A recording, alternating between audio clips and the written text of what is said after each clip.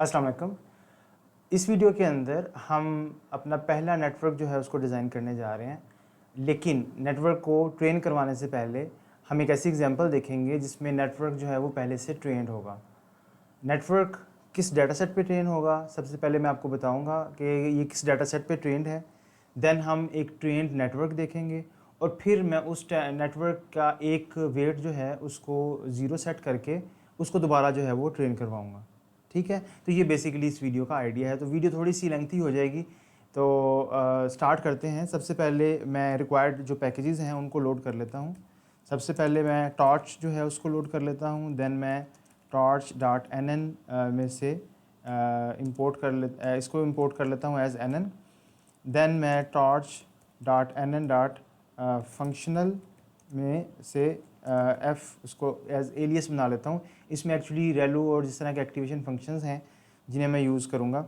इसके अलावा मैं इंपोर्ट कर लेता हूँ जी pandas एज pd और import matplotlib.pyplot as plt and import cborn as sns। ठीक है जी, तो सबसे पहले मैंने इनको इंपोर्ट कर लिया। इसके बाद जो मेरा डाटा सेट है वो डिफ़ाइन कर लेता हूँ मैं। लेट्स से मेरे पास जो डाटा सेट है वो मैं इस तरह से डिफ़ाइन कर लेता हूँ pd डॉट डाटा फ्रेम। मेरे पास एक डाटा फ्रेम है जिसके अंदर एक फ़ीचर है x और उसकी कुछ वैल्यूज़ हैं। लेट्स से मैं यहाँ पे जो एग्जांपल ले रहा हूँ, बड़ा सिंपल सा डाटा सेट मैं लेके चल रहा हूँ। वो डोजेज़ के हवाले से हैं कि एक मेडिसिन की डोजेज है और उसका जो डिपेंडेंट वेरिएबल है वो उसकी इफ़ेक्टिवनेस है। ठीक है, यानी कि डोजेज कितनी दी जा रही है और वो कितनी इफ़ेक्टिव है। ठीक है, तो ये x और y है मेरा। ठीक है, x के अंदर क्या क्या वैल्यूज़ हैं? x के अंदर जो हैं वो वैल्यूज़ हैं, लेट्स से 0.2 है कि 0.2 मिलीग्राम डोजेज दी गई, 0.5 मिलीग्राम डोजेज दी गई और 1 मिलीग्राम जो है वो डोजेज फॉर एग्ज़ाम्पल दी गई। इसी तरह से मैं अपना y जो है उसको डिफ़ाइन कर लेता हूँ। y जो है वो कुछ इस तरह से है, फॉर एग्ज़ाम्पल कि जो 0.2 डोजेज है उसके अगेंस्ट y की क्या वैल्यू है। तो मैं ये कहता हूँ कि लेट्स से वो इफ़ेक्टिव नहीं है, इतनी जो डोजेज है मेडिसिन की वो इफ़ेक्टिव नहीं है। 0.5 जो है वो इफ़ेक्टिव है, तो उसको मैं 1 दे देता हूँ। और जो 1 mg है वो ज़्यादा हो जाती है लेट्स से, तो मैं कहता हूँ कि वो भी इफ़ेक्टिव नहीं रहती। ठीक है, तो ये मेरा कुछ डाटा सेट है। इसको अगर मैं यहाँ पे देखूँ तो ये कुछ इस तरह से मेरे पास आ रहा है। ठीक है जी, तो ये हमारे पास टेबल की फॉर्म में आ गया कि 0.2 जब होती है डोजेज तो वो इफ़ेक्टिव नहीं है, 0.5 जो है वो इफ़ेक्टिव है और 1 जो है वो भी इफ़ेक्टिव नहीं है। इसको अगर मैं प्लॉट करवाना चाहूँ तो मैं इजीली इसको प्लॉट भी करवा सकता हूँ। sns.scatter प्लॉट से मैं इसको प्लॉट करवा सकता हूँ। x में मैं x दे दूँगा और इसी तरह से y जो है वो मेरा y होगा और ये कहाँ से आएगा, ये मेरे डाटा में से आएगा जो कि df के अंदर जो है वो अवेलेबल है मेरे लिए।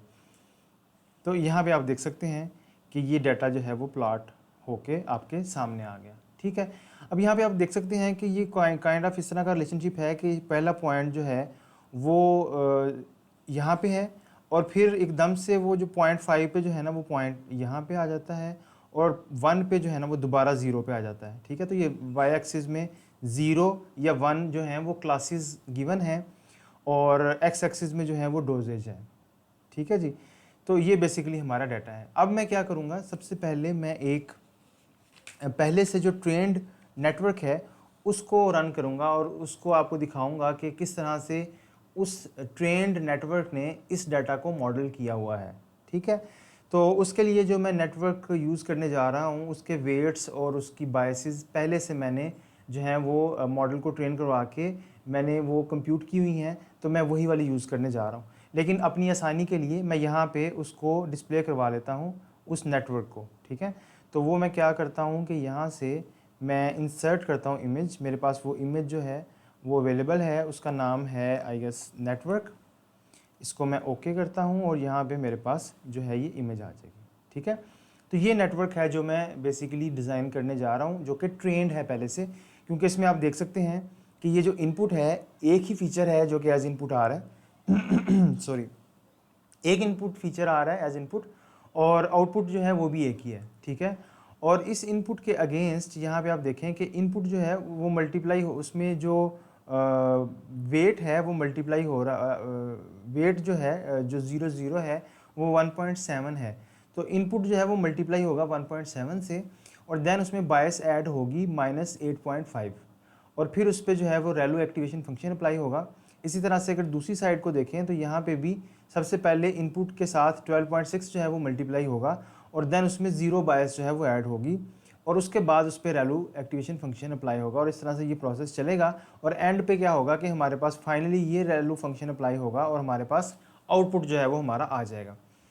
अच्छा, पाईटॉर्च के अंदर जब भी हम न्यूरल नेटवर्क को डिज़ाइन करते हैं तो हम एक क्लास बनाते हैं, और वो क्लास जो है वो NN डॉट मॉड्यूल से इनहेरिट करती है। तो सबसे पहले हम वो क्लास डिफ़ाइन कर लेते हैं। लेट्स से हम इसका नाम रखते हैं बेसिक न्यूरल नेटवर्क, ठीक है, और इसको इनहेरिट कर लेते हैं मॉड्यूल में से, ठीक है। एंड देन हम डिफ़ाइन कर लेते हैं इसका कंस्ट्रक्टर। इसका जो कंस्ट्रक्टर है वो double underscore init double underscore इस नाम के साथ हमेशा होता है। इसमें मैं सेल्फ जो है वो हमेशा पास करूँगा, और उसके बाद मैं यहाँ पे जो है अभी मैं पास लिख देता हूँ फॉर द टाइम, और दूसरा जो फंक्शन है वो फॉरवर्ड का होता है इसके अंदर, फॉरवर्ड, और उसमें सेल्फ होता है, और दूसरा जो है वो इनपुट आएगा। ये आपने ध्यान में रखना है कि जब भी हम क्लास बनाते हैं पाइथन के अंदर तो उसमें पहला जो पैरामीटर होता है उसके मेथड्स के अंदर वो सेल्फ का होता है। ये उसी से मिलता जुलता है जो बाकी लैंग्वेजेस के अंदर दिस का कीवर्ड आपने देखा होगा C++ के अंदर या जावा के अंदर, तो ये ऑब्जेक्ट जो इसका इंस्टेंस बनता है उसको ये रेफ़र करता है बेसिकली। खैर यहाँ पे जो है वो यहाँ पे भी मैं अभी पास लिख देता हूँ, ठीक है। पास भी इसलिए लिखते हैं कि अभी हमने इसकी बॉडी एम्प्टी रखी हुई है, ठीक है। तो बताने का मकसद आपको ये है कि ये दो मेथड्स जो हैं ये हमने इसमें डिफ़ाइन करने हैं। तो मैं पहला मेथड जो है वो डिफ़ाइन करता हूँ। पहला मेथड जो है, क्योंकि ये इनिट है तो इनिट को डिफ़ाइन करने से पहले सबसे पहली लाइन इसमें जो है वो हम सुपर का इनिट जो है उसको कॉल करते हैं। तो सुपर क्लास जो है उसका इनिट हम इस तरह से कॉल कर सकते हैं, ठीक है। इसके बाद हम पैरामीटर्स डिफ़ाइन करना अपने स्टार्ट करते हैं। पैरामीटर्स हमारे कौन कौन से हैं? पहला जो पैरामीटर है वो W00 है, ठीक है। तो वो सेल्फ डॉट W00 हम डिफ़ाइन करेंगे क्योंकि वो उस क्लास के इंस्टेंस का पार्ट होगा ये वाला पैरामीटर, ठीक है। तो W00 जो है उसको हम किस तरह से डिफ़ाइन करेंगे? NN dot parameter torch dot tensor, इसकी वैल्यू क्या है जी? 1.7, एंड रिक्वायर्स ग्रेड, इसका भी ग्रेडियंट्स हमने कंप्यूट नहीं करने क्योंकि ये पहले से ट्रेंड है ये नेटवर्क, ठीक है। अच्छा, अब दूसरा जो है वो सेल्फ डॉट बायस को इसी तरह से डिफ़ाइन कर लेते हैं। NN dot parameter torch dot tensor, इसको हम दे देते हैं वैल्यू -0.85, और इसका रिक्वायर्स ग्रेड जो है वो भी फॉल्स कर देते हैं हम। इसी तरह से self dot W01 NN dot parameter torch dot tensor, और यहाँ पे -40.8 इसकी वैल्यू आ जाएगी। यहाँ पे भी रिक्वायर्स ग्रेड जो है वो फॉल्स होगा। इसी तरह से जो नीचे वाले पैरामीटर्स हैं उनको भी हम डिफ़ाइन कर लेते हैं। Self dot W10 NN dot parameter torch dot tensor, और इसकी वैल्यू है 12.6, एंड उसके बाद रिक्वायर्स ग्रेड फॉल्स। उसके बाद B10 है NN dot parameter torch dot tensor, इसकी वैल्यू 0 है, इसको रिक्वायर्स ग्रेड जो है वो फॉल्स कर देते हैं। एंड उसके बाद सेल्फ डॉट W11 है NN dot parameter torch dot tensor 2.7, and requires grade जो है वो फॉल्स, और फाइनली इसमें फाइनल बायस है हमारी, तो सेल्फ डॉट फाइनल उसको मैं कह देता हूँ जी final bias, N dot parameter torch dot tensor, और इसको मैं -16 वैल्यू दे देता हूँ। रिक्वायर्स ग्रेड, इसका भी रिक्वायर्स ग्रेड जो है वो फॉल्स होगा क्योंकि अभी मैं ट्रेनिंग वाली साइड पे नहीं जा रहा। ठीक हो गया। अच्छा जी, इसके बाद मेरा जो पैरामीटर्स हैं वो मैंने सारे डिफ़ाइन कर लिए हैं। अब मैंने वो सीक्वेंस बताना है अपने नेटवर्क को, अपने बेसिक एनएन को, कि बेसिकली इसका आर्किटेक्चर किस तरह का होगा, किस तरह से ये पैरामीटर्स जो हैं वो आपस में कनेक्टेड हैं। ठीक है, वो मैं बताऊंगा फॉरवर्ड में।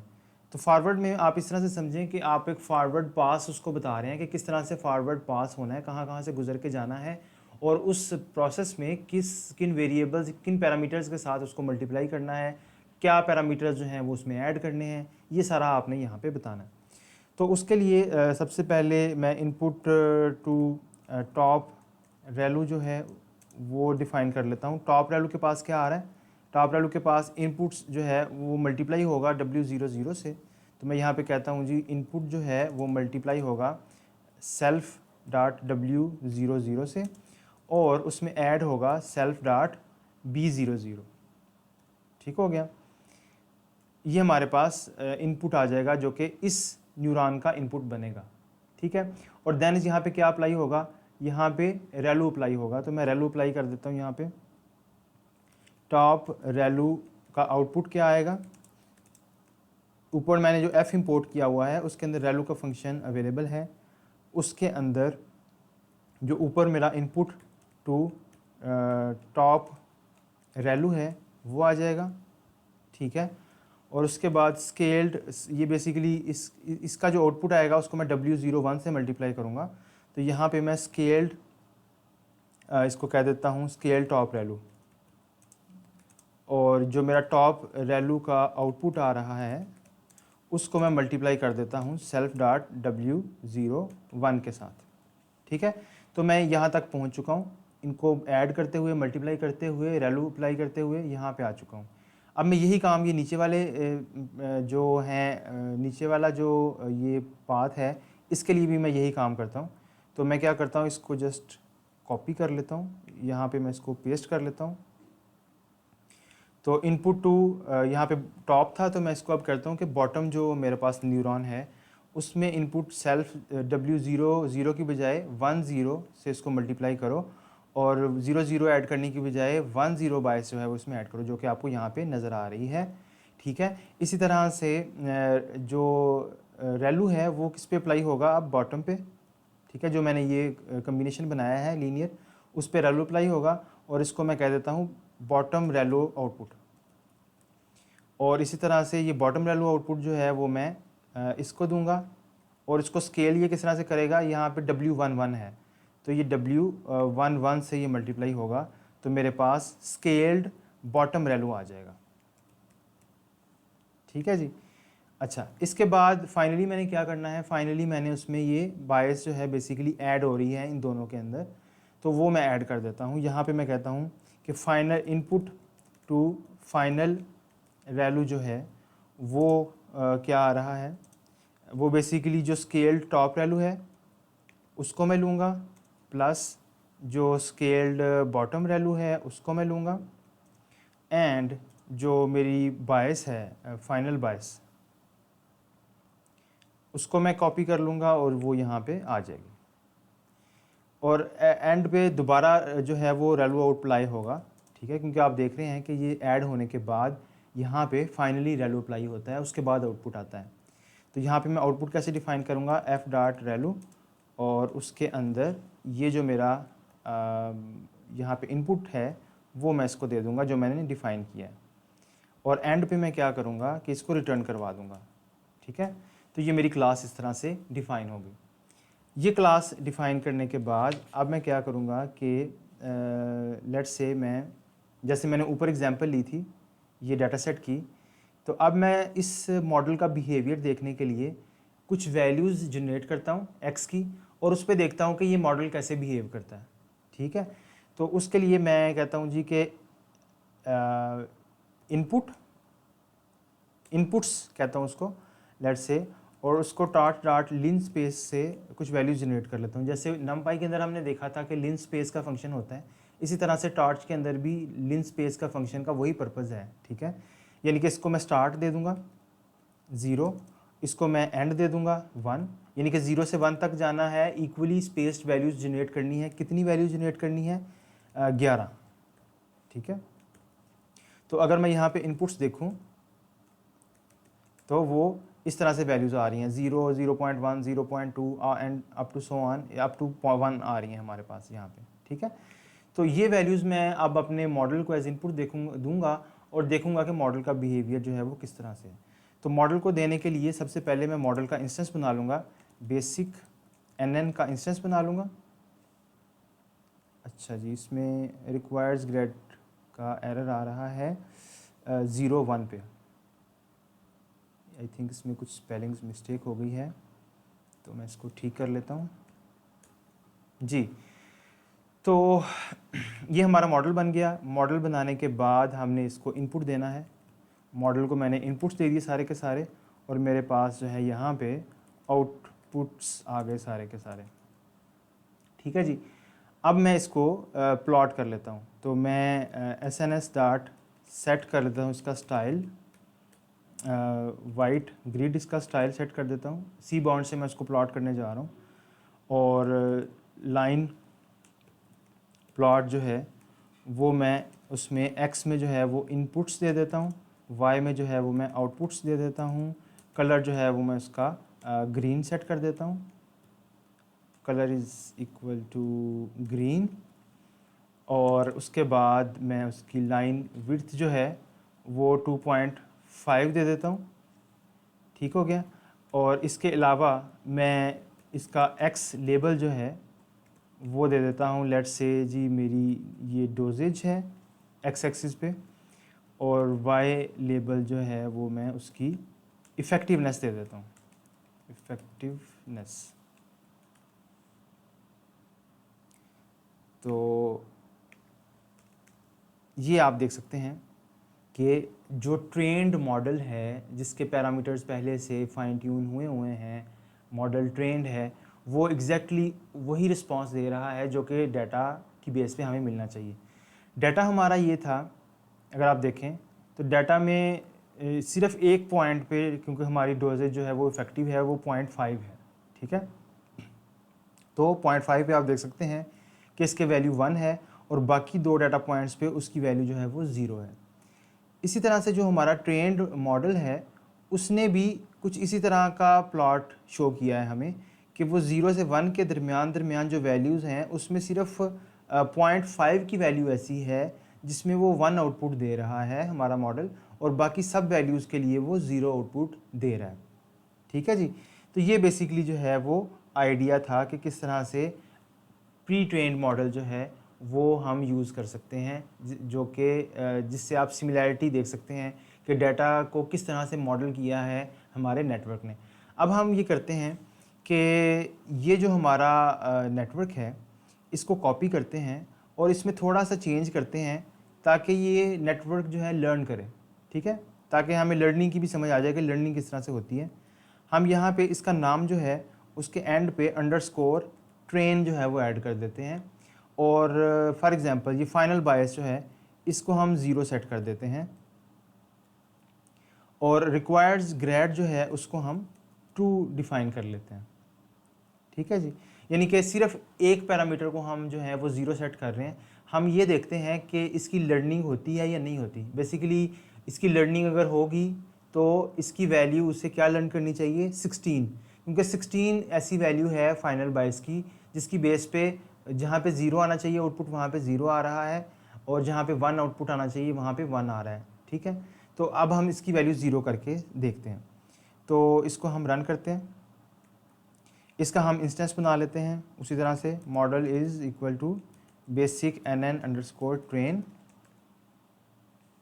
तो ये कहता है only tensors are floating points complex can be gradients, require gradients.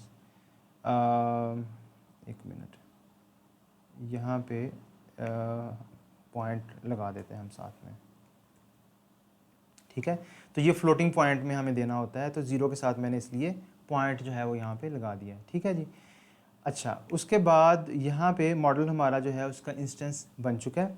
Model का इंस्टेंस बनाने के बाद अब हम क्या करते हैं, आउटपुट्स देखते हैं दोबारा उसको, वो जो टॉप पे हमने इनपुट्स डिफाइन किए हुए थे वो देख के, और देन हम क्या करते हैं, दोबारा ये कोड कॉपी करते हैं और देखते हैं कि अब किस तरह का प्लॉट बनता है, क्योंकि अब बायस की वैल्यू हमने चेंज कर दी है, वो 0 कर दी है। तो आप यहाँ पे कांट कॉल डिटैच, अच्छा इसमें हमें डिटैच इसको करना पड़ेगा, डिटैच। तो आप यहाँ पे देखें कि पहले क्या था, जब बायस फाइनल बायस जो है वो 16 थी, तो वैल्यू आउटपुट बिल्कुल सही आ रहा था, जहाँ पे 0 आना चाहिए था वहाँ पे 0 आ रहा था, जहाँ पे 1 आना चाहिए था वहाँ पे 1 आ रहा था। लेकिन अब मॉडल का बिहेवियर चेंज हो गया है, क्योंकि हमने उसकी वैल्यू को 0 सेट कर दिया है, क्योंकि पहले से वो ट्रेंड था तो वो सही प्रेडिक्शन कर रहा था मॉडल, लेकिन अब हमने उसको 0 सेट कर दिया है, तो अब देखें उसका बिहेवियर काफ़ी हद तक चेंज हो गया। अब हम क्या करते हैं कि इसको दोबारा से ट्रेन करवाते हैं, ताकि आपको थोड़ा सा ट्रेनिंग का प्रोसेस जो है वो भी क्लियर हो कि ट्रेनिंग का प्रोसेस जो है वो किस तरह से होता है। तो उसके लिए हम क्या करते हैं, सबसे पहले हम जो ऑप्टिमाइज़र है उसको डिफ़ाइन करते हैं, ठीक है जी। तो हम अपना ऑप्टिमाइज़र डिफ़ाइन करते हैं। ऑप्टिमाइज़र जो है वो हमारा स्टोकेस्टिक ग्रेडियंट डिसेंट जो है वो यूज़ होगा। उसमें मॉडल डॉट पैरामीटर्स हम दे देंगे, मॉडल के जितने भी पैरामीटर्स हैं उनको हम ऑप्टिमाइज़ करना चाह रहे हैं, और इसमें हम लर्निंग रेट बता देंगे, लेट से इसको 0.1 सेट कर देते हैं हम। अच्छा, SGD इज़ नॉट डिफाइंड, तो SGD हमें पहले जो है वो इंपोर्ट करना पड़ेगा, तो मैं यहाँ पे इसको इंपोर्ट कर लेता हूँ, फ्रॉम torch.optim import SGD, ठीक हो गया जी। अब हमारा ऑप्टिमाइज़र जो है उसका इंस्टेंस बन चुका है। ऑप्टिमाइज़र बेसिकली हम यूज़ करेंगे अपने मॉडल को के पैरामीटर्स को ऑप्टिमाइज़ करने के लिए, ठीक है। हम अपने इनपुट्स और आउटपुट्स जो हैं उनको ले लेते हैं। इनपुट्स हमारे क्या हैं जी, बेसिकली जो हमारा ट्रेनिंग डाटा है वो हमारा कहाँ पे पड़ा हुआ है, वो हमारे डाटा फ्रेम में पड़ा हुआ है, और उसमें जो x है उसकी जो वैल्यूज़ हैं वो हमारे इनपुट्स हैं, ठीक है, या हमारे फीचर्स हैं, ठीक है। और उनके जो लेबल्स हैं ना, या उसका जो डिपेंडेंट वेरिएबल है वो y डॉट वैल्यूज़ है, ठीक है। तो हमारे पास इनपुट्स और लेबल्स आ गए। अब हम क्या करेंगे, अब हम आइट्रेट करेंगे, ट्रेनिंग करवाएंगे बेसिकली इस मॉडल की। तो उसके लिए हम क्या करेंगे, for epochs in range, let say हम 100 तक आइट्रेट करते हैं,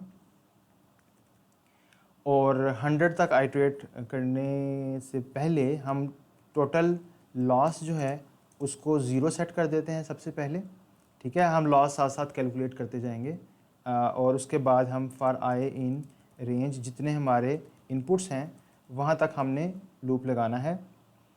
और यहाँ पे हर आइट्रेशन में हम क्या कर रहे हैं कि हम इनपुट ith इनपुट जो है वो ले रहे हैं, वो इनपुट्स के ith इंडेक्स से, ठीक है। और इसी तरह से लेबल आई हम ले रहे हैं, जो हमारे लेबल्स हैं उनमें ith जो इंडेक्स पे लेबल पड़ा हुआ है उसको हम लेते हैं। इसके बाद हम क्या करते हैं, हम आउटपुट जो है वो हमारे पास कहाँ से आता है, मॉडल से, ठीक है। हमारा मॉडल ये बताता है कि इस इनपुट की बेस पे आउटपुट जो है वो क्या आएगा। इसकी बेस पे हम लॉस कंप्यूट करते हैं, ठीक है। लॉस जो है वो हम किस तरह से करते हैं, आउटपुट आए माइनस लेबल आए, ठीक है। इनका क्या डिफरेंस आ रहा है, जो आउटपुट आना चाहिए था, जो आउटपुट आ रहा है और जो एक्चुअल लेबल था, ठीक है।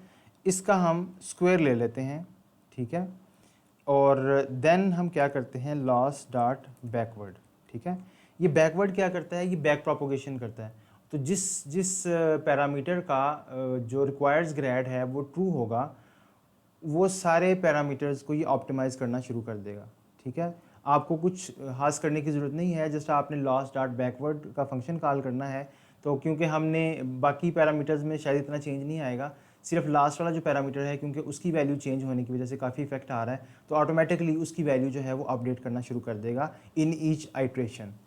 ठीक है जी। इसके बाद हम क्या करते हैं, हम टोटल लॉस जो है उसमें ऐड कर देते हैं जो हमारा अभी लॉस आ रहा है उसको फ्लोट में कन्वर्ट करके हम उसमें लॉस ऐड कर देते हैं, और हम यहाँ पे कंडीशन लगा देते हैं जी कि अगर टोटल लॉस जो है वो बहुत कम रह गया है, फॉर एग्ज़ाम्पल वो लेस दैन 0.0001 है, देन क्या करेंगे हम कि प्रिंट कर देंगे कि नंबर ऑफ स्टेप्स, कितने स्टेप्स उसने लिए हैं जिसमें वो कन्वर्ज कर गया है। तो वो मैं यहाँ पे इपॉक्स यहाँ पे वो करवा दूँगा कि ये इतनी इपॉक बेसिकली हम कहते हैं एक आइट्रेशन जो होती है हमारे डाटा सेट के ऊपर, तो उसको हम एक इपॉक कहते हैं। तो इपॉक जो है वो यहाँ पे करवा दूँगा प्रिंट, और उसके बाद जो इम्पोर्टेंट चीज़ है वो ये है कि ऑप्टिमाइज़र ने एक एक स्टेप लेना है, जो ग्रेडियंट डिसेंट के अंदर हमने डिस्कस किया था। तो ऑप्टिमाइज़र डॉट स्टेप का फंक्शन कॉल करेंगे, और ऑप्टिमाइज़र हर आइट्रेशन के अंदर हमने ऑप्टिमाइज़र को 0 ग्रेड भी सेट करना होता है ताकि अगली आइट्रेशन के अंदर ग्रेडियंट जो है वो एक्यूमुलेट ना हो। ठीक है, तो ऑप्टिमाइज़र को 0 ग्रेड हमने करना है। ठीक है, इसके बाद हमने यहाँ पे हम प्रिंट करवा देते हैं स्टेप, और यहाँ पे इपॉक को प्रिंट करवा देते हैं। ठीक है, इपॉक नंबर आ जाए और फाइनल बायस की वैल्यू आ जाए हमारे पास। ठीक है, फाइनल बायस की वैल्यू जो है वो हमारे पास कहाँ से आएगी, मॉडल डॉट फाइनल बायस डॉट डाटा, और उसको हम यहाँ पे न्यू लाइन दे देते हैं। इसको हम रन करते हैं तो यहाँ पे आप देख सकते हैं कि वैल्यू जो है वो कन्वर्ज हो रही है आहिस्ता आहिस्ता। और अगर मैं इसको देखूँ यहाँ पे कितनी आइट्रेशंस हुई हैं, तो आप देख रहे हैं कि ये आइट्रेशंस ये 16 के पास वैल्यू चली गई है। ठीक है, आइट्रेशंस तो आई थिंक 99 तक चली गई हैं, लेकिन इम्पॉर्टेंट बात इसमें ये है कि क्योंकि हम फाइनल बाइस की वैल्यू को ही देख रहे थे और हमने उसको 0 सेट कर दिया था, तो वो 0 से स्टार्ट हुई है, उसके बाद वो -1 की तरफ गई है, -4। तो बेसिकली इस तरह से लर्निंग का प्रोसेस जो हुआ है, और वैल्यू जो उसकी आनी चाहिए थी, जो कि पहले मैंने देखा मॉडल को ट्रेन करवा के कि उसकी वैल्यू जो है वो -16 जो है वो बनती है, तो वो मैंने पहले देख के आपको ट्रेन मॉडल को दिखाया था कि वो वही प्रेडिक्शन दे रही है जो कि हमारी रिक्वायर्ड है। यहाँ पे हमने उसको 0 सेट कर दिया, और देन हमने उसको खुद से जो है वो ट्रेन करवाया है, और ट्रेनिंग के अंदर हमने 100 इपॉक्स अपने टोटल डाटा सेट पे बार बार जो है वो डाटा सेट उसको दिया है, जो उसमें डाटा है 3 एग्जांपल्स थी, तो वो 3 एग्जांपल्स उसको बार बार दी हैं, और उस पर बैकवर्ड कॉल किया है उसने, खुद से ग्रेडियंट्स वगैरह सारे हमारे लिए कंप्यूट कर दिए हैं, और इस तरह से हमारा जो मॉडल है वो ट्रेन हो गया है। तो नॉर्मली जब हम डाटा सेट कोई भी लेंगे तो हम इतना लंबा चौड़ा काम नहीं करते, या ये मॉडल इस तरह से हम पैरामीटर्स को अलग-अलग डिफ़ाइन नहीं करते। हम अगली वीडियोज़ के अंदर देखेंगे कि किस तरह से हम बड़े सिंपल तरीके से मॉडल को बना लेते हैं। यहाँ पे बताने का मकसद ये था कि आपको पूरा कॉन्सेप्ट जो है वो समझ आ जाए, पूरा यानी कि जो उसके इंग्रेडिएंट्स हैं, जो कंपोनेंट्स हैं, वो सारे के सारे आप अब्ज़ॉर्ब कर लें। लेकिन इन्हीं चीज़ों को हम अगली वीडियोज़ के अंदर भी बेहतर तरीके से देखेंगे कि किस तरह से किसी डाटा सेट को यूज़ करके हम मॉडल को बेहतर तरीके से किस तरह से जो है वो ट्रेन करवा सकते हैं।